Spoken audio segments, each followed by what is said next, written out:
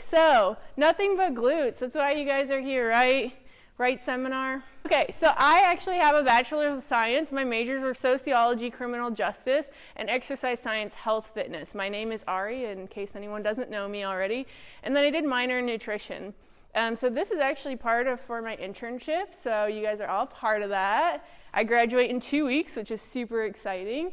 And then I've worked at the gym for almost 7 years now. For some of you knew that. And then I have competed in 2 bodybuilding competitions as well a long time ago. Okay, so why are glutes important? So more often than not in society you are sitting, so that causes tight hip flexors, which can cause knee pain, low back pain, and then having strong glutes can improve the stability, pelvic alignment, improve compound lifts, and some of you are here for the aesthetic. So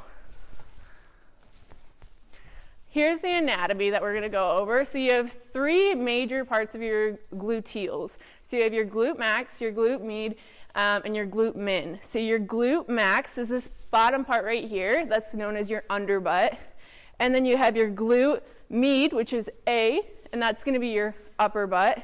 And then you have glute min, which you can't really see. That's going to be like helping your pelvic alignment and everything, which we're going to go more in depth here. Now you kind of know what your under and your upper butt is composed of, and now I'm going to teach you how to work them. So this is for your glute max. Your glute max, it's extension at the hip joint and lateral rotation. So your examples for lifts to work your glute max are just a few: deadlifts, step-ups, running, kickbacks, hip thrusts.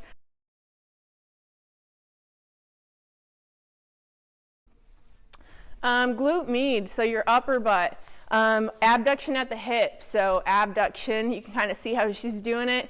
Banded abductors, clamshells, monster walks, lateral bands. We're going to do some of these, so don't worry if you don't know what they are. Glute min, so abduction of the femur, internal rotation of the femur, and depression of the pelvis. So like I said, that little guy you don't really get to see, but he does a lot of important things. So some ways to work this are lying hip abductors, side plank pulse, fire hydrants, and some curtsy lunges. Now, here's some examples of things that are happening in the sagittal planes: your lunges, your step-ups, your hip thrusts. You're staying all in that frontal sagittal plane, going front and backwards.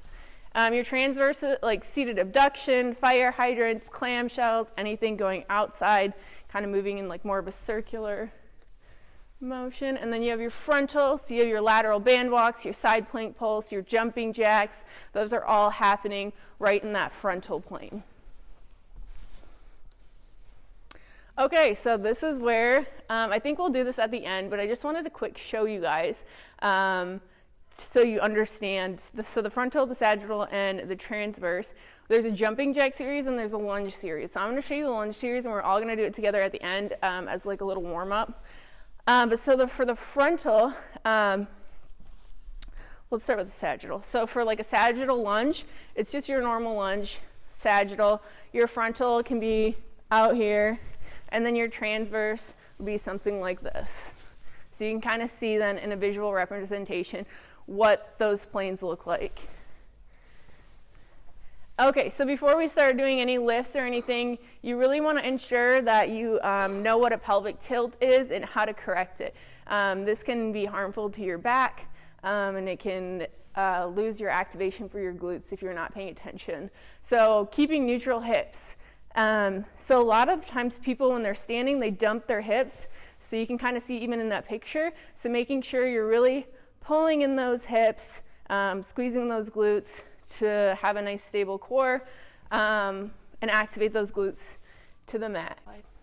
So squats. Squats is like the most, well, I think the first thing that a lot of people think of when they think of a compound lift. You're using so many multiple muscles to do a squat. You're using your hamstrings, your glutes, your quads, your calves. So it's not just glutes. You're using a lot more. The biggest things with the squat in form is making sure you have that neutral spine. So remember, not dumping those hips. You're pulling those hips in. Your chin is tucked. Neutral pelvis. finding your footing. So in a lot of the lifts, people struggle with either bringing their toes up or bringing their heels up. Like if they don't have the mobility, they'll squat and their heels will come up. This can be really dangerous, especially if you have weight on your back, because you can lose your stability and things dangerously can happen very fast. So 3 points of contact, it means your big toe, your little toe, and your heel should all be in full contact on the floor when doing these major lifts. You really want to focus on that. If you're struggling with it, you'll want to do some mobility drills for your ankles. Maybe your hips are the ones that need it, or your knees. RDLs and deadlifts. So these are all kind of like the same, like compound lifts, tight core, hinge at the hips. So a hinge is you're pushing the that butt back to like the wall. So a lot of people, when they do RDLs, they get a little squatty more than hingy. So if I say that when we're doing this training and stuff, just know this is what I mean. So a lot of the times with the deadlift, people will get real squatty and they'll kind of bend their knees first rather than pushing those hips back to do a nice good hinge. So making sure you're hinging at the hips, keeping your shoulders back engaged. So when people do a deadlift, we always say tuck those shoulders back and lock it in, which will make more sense when we get into it. Neutral spine again, and soft knees. So we never want to be locking out our knees. That'll restrict blood flow and it can be harmful to them. Hip thrusts, we're doing those today, as you can see. So neutral pelvis, again, this is a really hard one for people to get into, because thinking about doing that pelvic tilt while having weight on your pelvis is like a really hard thing sometimes to think about, because it's pushing right there and makes you want to dump those hips. So a lot of the time we just work with doing a full range of motion hip thrusts without weight, just so they can understand and feel that full glute activation. Because if you're not doing it, your back's going to take over, and you're not going to get the maximum activation in your glutes. So chin tuck, drive through the heels, keeping your core tight, squeezing your glutes, and your legs should be at around a 90-degree angle. How to bridge, so it's kind of similar to a hip thrust, driving through heels, keeping core tight. We kind of already talked about that. Fire hydrant, it's a quadruped position, so which means hands and knees. Keeping your tight core, so a lot of the times people struggle anytime they're on hands and knees to keep a tight core. A really good drill for that is even doing, do you guys know what a vacuum is? So basically a vacuum is when you suck in as hard as you can and hold it. That's working on your transverse abdominis. And trying to do that on like your kitchen counter or something where you're in a hinged position and you're going against gravity, because a lot of people do it just laying on the floor, and they have gravity to help. So making sure that you can keep that tight core when you're in that quadruped position. And then with the fire hydrant, it's the transverse abduction at the knee. And this guy's not using a band, but you can use a band to increase the difficulty level. Banded abduction. So again, keeping that core tight in everything we do. For this is you can kind of see she's pushing her knees out in a transverse abduction. We talked about those planes, and then she has the resistant band placement right under her knees to give like the maximal resistance. Okay, so we're getting a little bit into programming now.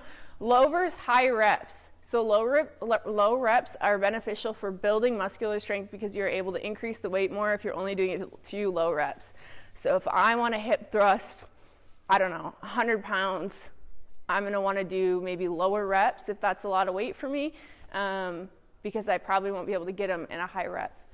However, high reps are super beneficial also for muscle hypertrophy because you are able to get maximum blood flow in the muscle and good contractions with lower weight. So sometimes when people go up too high in weight, they're unable to get that full extension. They lose that pelvic tilt, and then they're doing more posterior strength than glute activation.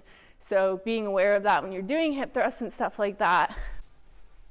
Burnouts. So burnouts are super important too. This is not to be done every day, so that's a super important point. But a burnout is using a lighter weight to perform an exercise and going to muscular or muscle exhaustion or near muscle exhaustion. So many studies have shown the burnout sets can increase muscle hypertrophy and strength. So a burnout basically, so say I do hip thrusts and I drop the weight. So say I do 100 pounds for 15 reps and I'm doing pretty good. I drop it to right here, what it's at now, and I just go until I can't any longer, until I start losing my form.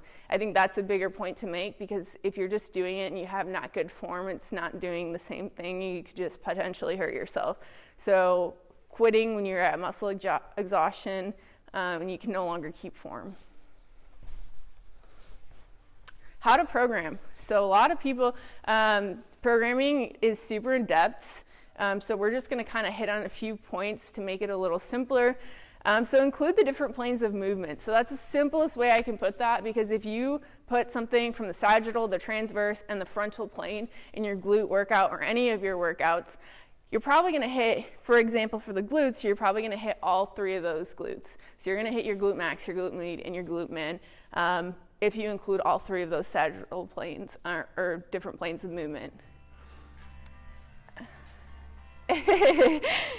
And then include a workout to individually target each part of the glute. So if you want to go more in depth, actually choosing to do something on each. So choose different planes, all three planes, and then also make sure that each one of those is hitting a specific part of your glute. So just having a reason for everything that you're doing. And then using activation and mobility drills. So use those. Do those before you work out. Do those before you do your big programming. Incorporate those burnouts. Like I said, not every day, but they're super important to just throw in there every now and then. And then ensure you give yourself 48 hours of recovery before working them again. So if I work glutes today, I'm not going to do it for another 48 hours, because you're not giving yourself enough recovery time, and it's not going to do what you want. So including mixed variations of progressive overload. So progressive overload is anytime you're making something more difficult. So for example, I can do higher reps, I can do more sets, I can do time under tension, so eccentric time, so going slow on the lowering phase. I can increase my weight, I can do a tempo with my exercise. So there's so many ways to progressive overload without actually adding more weight. So if you don't feel comfortable adding more weight, there's so many more ways to actually make it more difficult and do the same exact thing. Here's a sample glute workout. So warm up, stair stepper, 5 to 15 minutes, getting those legs warm, the whole body warm. You have your mobility warm up, doing like monster kicks, leg swings, high knees. I would just go down and back on the turf a few times till I felt good and warm. Activation drills, doing again like either monster walks or lateral walks, really getting that glute fired up. And then here's an example of a little program. So say I do squats, I do a 4x8, so that means 4 sets by 8 reps. I did a lower one for my compound lift so that I could lift more, because I'm hitting more than just the one muscle. So I would want to go maybe heavier on that, or a different way of progressive overload. My hip thrust, I'm doing a 4x10. Again, that's a moderate rep range. So 4 sets of 10 with my hip thrust. Then I do like some seated abductors, 3x12. We're going a little higher in the reps because it's not as heavy or anything, and it's an accessory workout. And then a side plank pulse, 3x15, again, an accessory exercise to finish off. And then my burnout banded fire hydrants, 2x20 to 30 reps, so really going to exhaustion and getting that full burnout, which is super important. And then super important again is your cool down. So you want to make sure that you're walking 5 to 15 minutes. If you just go home after your workout and sit on the couch, all of that is going to tighten up. You're not going to give it a chance to get that blood flow distributed. So making sure you cool down. What was I going to say? Okay, yes, so squats, hip thrusts. And you can kind of see how I did this. So I did a compound lift. I have my accessory lifts. I have different sagittal. I have sagittal with the hip thrust, and I have frontal with the plank pulse, and then I have the transverse with the abductors. So I incorporated all of them, so that's kind of a good little program you can see there.